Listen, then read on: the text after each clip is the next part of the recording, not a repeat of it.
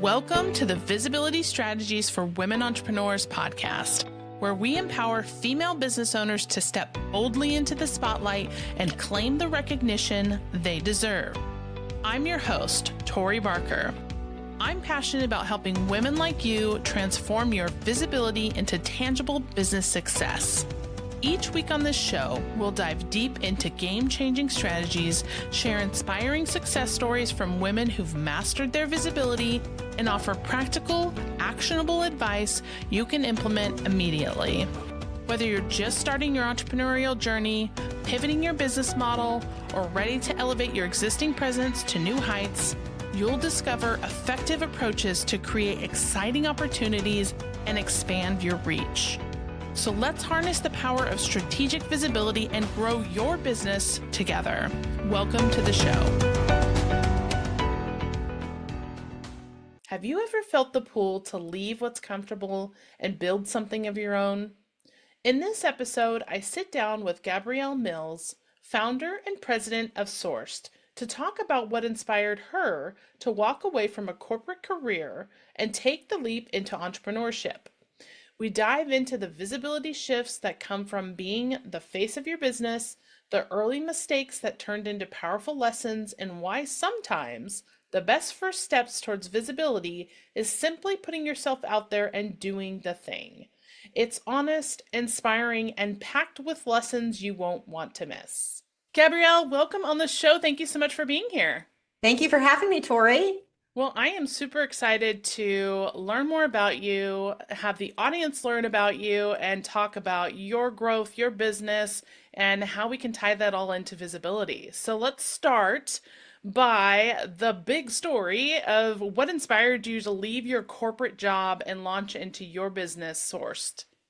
So I feel like any entrepreneur kind of falls into two categories. Either you find your way into entrepreneurship just by you wanted to try something and then it ends up going better than you expected, or you have a calling.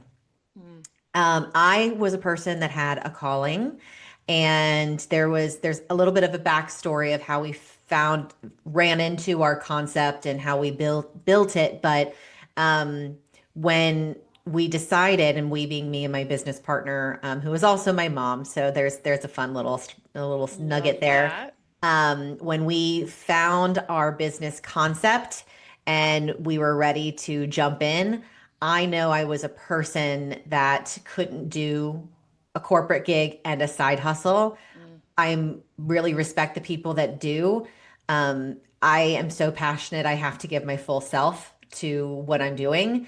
And I was very fortunate to be in a position to where I could get rid of all of my responsibilities, get rid of all my bills, go move into my mom's basement and start Sourced with her. So that's, I did that. It was a big leap. It was a big leap of faith. It was a lot of fear surrounding it, but also a lot of excitement.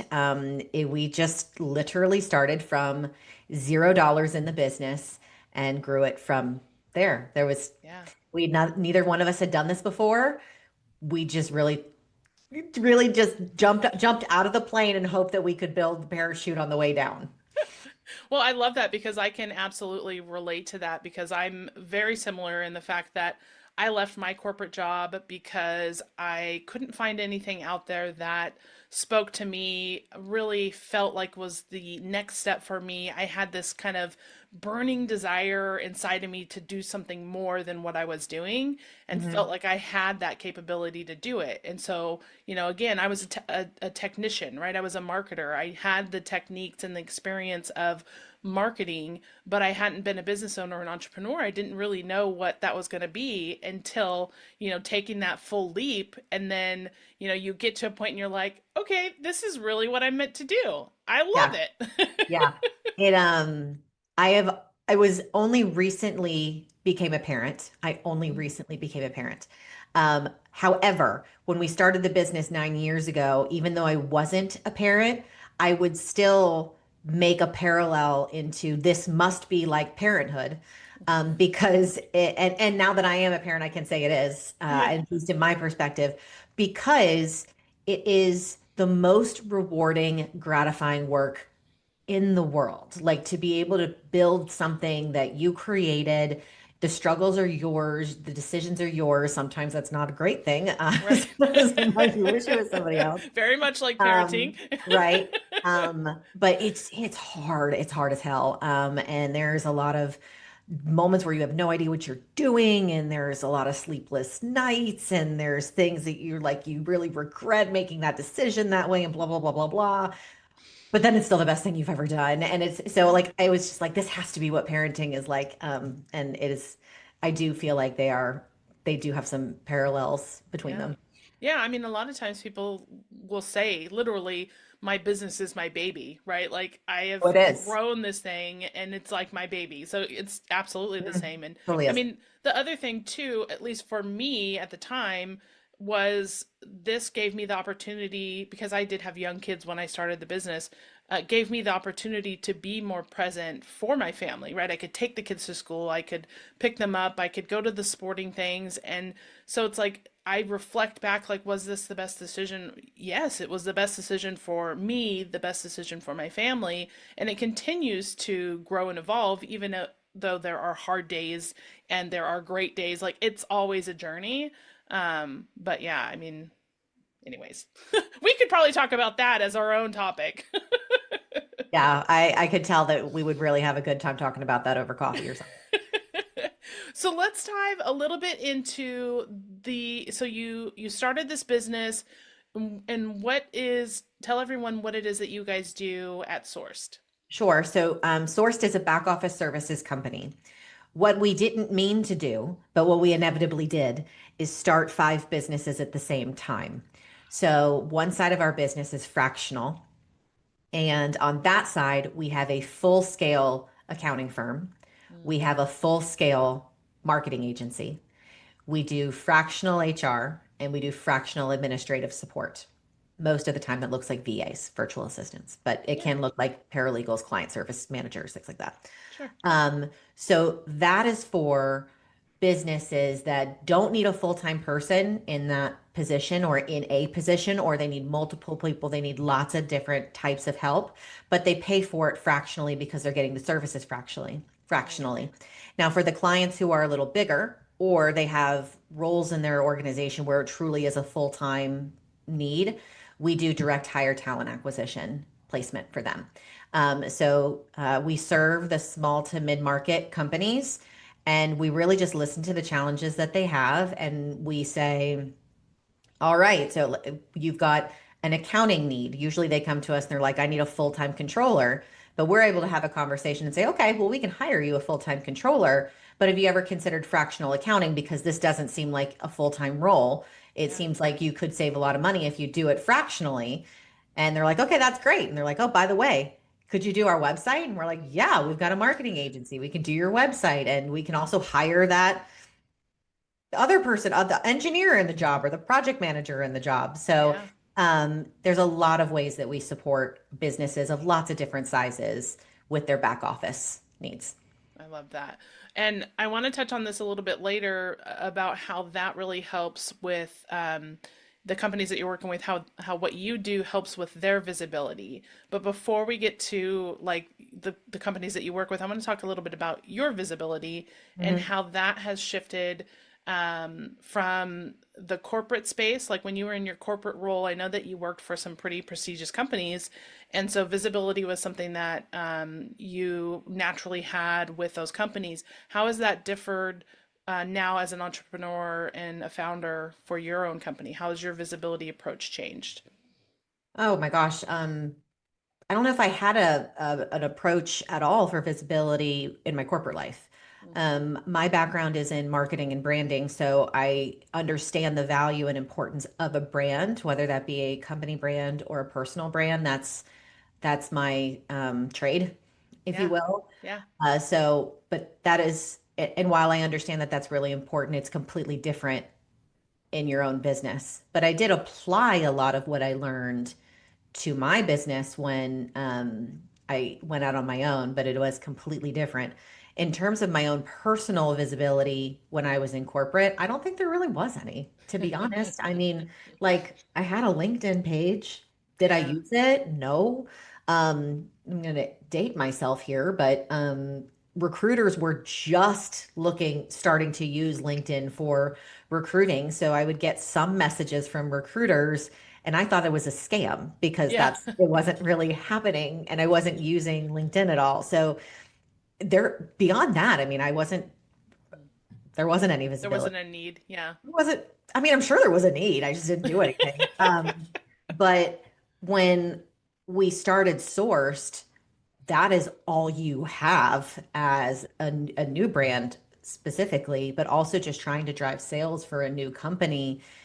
You have to be visible. Otherwise, you don't have a company. Like Right. you Yeah. have to be out there in front of people selling your business every single day, or it will not survive. So we had to go through a couple of different seasons of figuring out what that was. We first started before we even opened our doors, we spent 6 months crafting what our brand is and what it means and what we want people to feel when they so that's because I came from branding and I'm a nerd about that. So we did have a little bit of idea before we opened our doors what we would look like, but how you get it out there, Mm, you have to figure out for your own individual business what's going to work for you. What works right. for a service business is different than a product business, which is different than a bigger brand versus a smaller brand. So it's now I have an approach, but I didn't start that way, and that approach had to be tested and tried. Many different things had to be tried Yeah. out. Yeah. And so talking about different approaches, right? Because visibility looks different to everyone. There's different, Mhm. like, if a company comes to me and says, I need a visibility strategy, it's not going to be like, okay, here's your plan, right? Like, I can just cut and paste this. It's very unique depending on the person, the industry, the audience, all of those things. So Oh yeah. Mhm. what is your, like, what do you think is your biggest visibility tactic, or like which visibility lane do you live in, or is your favorite to use? Hmm. I think so. All the people that are listening don't know me at all, and we're just getting to know each other, Tori. But I think anybody who listens to me for 4 seconds kind of can know that I don't, there's not a lot I'm afraid of. And if I'm afraid of it, I do it anyway, just because that's how God made me, fortunately and unfortunately for me. So the visibility strategy that I have is now defined, but really in the beginning, it was get out there, just Right. get out there. And I have a phrase that I use in our with our marketing team that's first started when we were talking about our brand, our personal brand, and how we were going to get out there. Is done is better than perfect.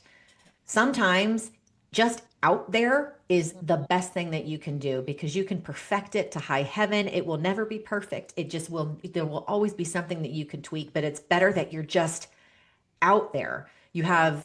You're going to miss 100% of the shots you don't take if you're not just out of the office meeting people. And by the way, meeting people doesn't necessarily have to mean networking. It can be online, social media, webinars, going to different events. There's lots of different ways to get out there, but you just got to get out there. Yeah. Yeah, absolutely. I think for me, when I started my business, um, I, doing a marketing agency, looking around me, it was like, well, there's so many out there. What's going to set me apart? And for me, it was podcasting, because back in 2019, there weren't many marketing agencies who were podcast hosts. And so that was my visibility strategy, was to, set myself apart, but also to challenge myself too, because I was somebody who wasn't necessarily comfortable with my voice or comfortable with being in front of the camera, which I think a lot of people can, Oh yeah. relate to. So Hmm. it's like that was a challenge for me, but it was also a way to set myself apart, and not only gave me the opportunity to do networking and meet people and, create content, all of those things. So it's like you said, you just got to put yourself out there, and done is better than nothing, right? So I think Hmm. very similar in that approach. And as well, Tori, too, that um, a big hindrance of people starting, whether that's a business or getting themselves out there or doing any kind of marketing or whatever that is, whatever that means to you, whoever's listening, Yeah. um, is what is going to be my differentiator? And that's a big question. and it's an important question and one that should be considered, absolutely. But we live in an age where everything's been kind of done. Or Yeah. if it hasn't been done before, something very similar has been done. There are very few unique ideas anymore. The world is constantly changing. Yeah. Sometimes it just needs to come from you. Like Hmm. sometimes the idea is not different at all. Maybe 100,000 people are doing the exact same thing, but somebody needs to hear it from you. Somebody Absolutely. needs it from your lens and from your background and your perspective or how you do things. And that's your differentiator, and you didn't even mean to. But you're Yeah. never going to stumble across that if you don't just start. Right. You put yourself out there for sure. So let's transition a little bit and talk about like the early days and maybe some mistakes that you feel like you made that now you realize helped you grow your business, or you use those mistakes or missteps, whatever you want to call them, to help other businesses who may have Mhm. been in the same spot as you. It's a great question. Oh, sorry. It's a great question. I made so many mistakes, and I still do every day. We all do. We all do. We I all think do. we live in a time where that is acceptable to talk about, which is awesome. But sometimes people walk in my office and they're like, "Oh my gosh, the company you guys have been in business 9 years, blah, blah, blah, blah, blah." All of that is wonderful. I love that. It warms my heart and it makes me feel validated for all the work that we've done. But it drives me absolutely bonkers when people think that it was an overnight success, or when I see people online. This is what drives me bonkers. The other one is just I have to clarify, like, hey, this took a lot of work, so don't be too impressed because there's a lot of mistakes that grew A lot this. of tears behind the scenes. Yeah, yeah, right. Yes. What drives me bonkers is people getting online saying in 3 months you can make your first $1 million, blah blah blah. Like that is just not how shit works. It just is not. No. And if you're of the 1 to 5% where that has happened to you, man, I am so freaking happy for you. Yeah. I just don't like that that's is setting everyone's expectations up to be that way because it's just not. Yeah. That's my soapbox on that. You asked me my mistakes, and I said I had many. The first one that, oh God, where do I even start it? There's so many mistakes from those first 3 years. The first one that comes to mind is always business processes, standard Yeah. operating procedures. Um, we set them in our first 6 months, and then those quickly crumbled when we started getting clients. And we're like, every client's a little bit different. All the needs are different. We didn't really know what we were doing. So we were just kind of doing the needs of whatever our client had. Yeah. It took us about 2.5 to 3 years to really be like, nope, this doesn't work because we can't police quality. People interpret what we're doing differently. Like our team that services our clients interpreted what we do differently from client to client. It just was chaos everywhere. Not bad chaos, just it wasn't standardized. Yeah. And so there was a lot of mistakes interwoven in that time period where it was like, and we have to standardize our processes and do it the same way and train off of that. And there's a phrase in the military that I'm going to butcher that's um, we're in times of crisis, we're going to fall to the level of our training. And Mm. that I really took to heart of like, oh, okay, well, we need that baseline. So in times of crisis, we all know what we're doing. So there was a lot of mistakes made to get me to that understanding. Hmm. Um, and that will be another whole Whole topic of nother conversation episode. for us. Happy to go through all of the horror stories. That was one. And another was I am a very heart-centric person. I really believe the best in people. And I think through the first couple of years, I had to learn how that manifests in business in a way that I don't get screwed over, but I'm also not screwing over other people. Yeah. That was, again, there's a lot of depth behind the war stories that got me to that. But um, I think sometimes being a feeler and an empath and somebody that leads with their heart and their emotions, Hmm. business can be a little bit of a tough ground to Yeah. navigate sometimes. I there's a phrase that I always use, which is "Don't mistake my kindness for weakness," Yeah. because I'm very similar and a heart-centered, very kind type of person, and I see the best in people. And so sometimes when you're that way, people see that as a weakness. Like if you're more of a quiet person, like maybe you're Mhm. not as strong or you're not as successful. But I'm like, don't underestimate me. And there was a lot of people that didn't do things, I don't think intentionally, but I took them badly because I was like, oh, well, they mean this or whatever. And it's like, okay, no, it's just business. And that, not to be like cold, but sometimes things are really just business, Yeah, And there are lines and there are boundaries. And then there are sometimes that we would do anything to make sure our client was happy. And then it was like, okay, well, that's not making us very happy. And we're losing yeah, money and we're not doing right by ourselves, trying to do right by our client. And while that's good, there is boundaries there. So yeah. again, we can have a whole nother coffee or I wine know. about that. I know. I think if I were to bundle my myriad of mistakes for my first couple of years, it kind of boiled down to those two. Yeah, I think that's very fair, and I think that's common too. That, you know, I mean, obviously common that you're going to have these missteps or mistakes that you learn from, which that's how Mhm. you learn, that's how you grow. So it's just a matter of reflecting on those and how you move forward. That's going Mhm. to make the difference and help set you up for success. Yeah. Yeah. So so let's touch just a little bit on, and maybe this is something that you can touch on, but do you ever find or see the clients that you're working with, since we're talking about visibility, the work that you do helps them, like if you're taking care of all the back end stuff, gives them the ability to be more visible in their business, or do you feel like they still have struggles for visibility? Absolutely the first option. That what we're doing helps them with more visibility. It is in either an active way or a passive way. So on our marketing side, that is a very active way that we're making them more visible because that is literally our main objective is to make them more visible to potential prospects or communicate their brand or Right. bring them, make them alive on social media, make them alive. What's that phrase I'm looking for?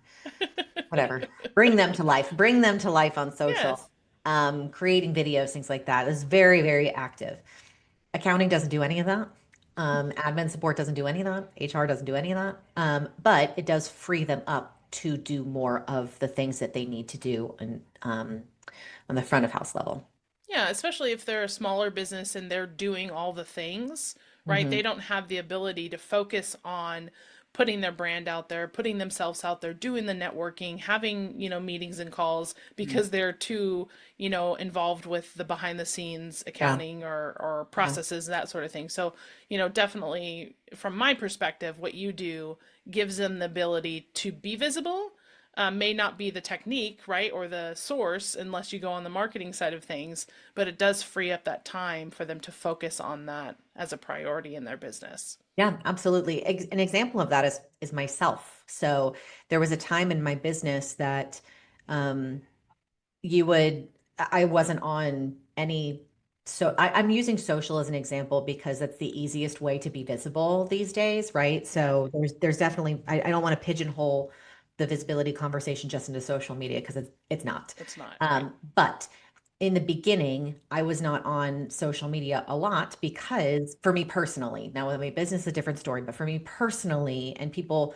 will buy your business because of you Right. initially because I was busting my butt in the business, right? I was at every networking meeting. I was doing operations stuff. I was doing all sorts of things, and I ain't got time to do my social. I should have. I should have prioritized it, but I didn't because I was doing a bunch of things. Right. Now I have a team of people that have taken a lot of that off my plate. So I actually get to do that stuff, which I enjoy. As a marketer, I enjoy doing my own social media. So I don't outsource it to my team, even though some days I'm like, why didn't I outsource this to them? Yeah. But it affords me the ability to be more visible now because I have gotten rid of some of the other stuff that weighed me down. So in that way, I'm very much a example of how this is to our clients. Yeah, it's interesting. I was on a call earlier this week and we were talking very similarly about that and how, oh, I know I need to be on social. I know I need to be more visible, but I haven't set aside the time.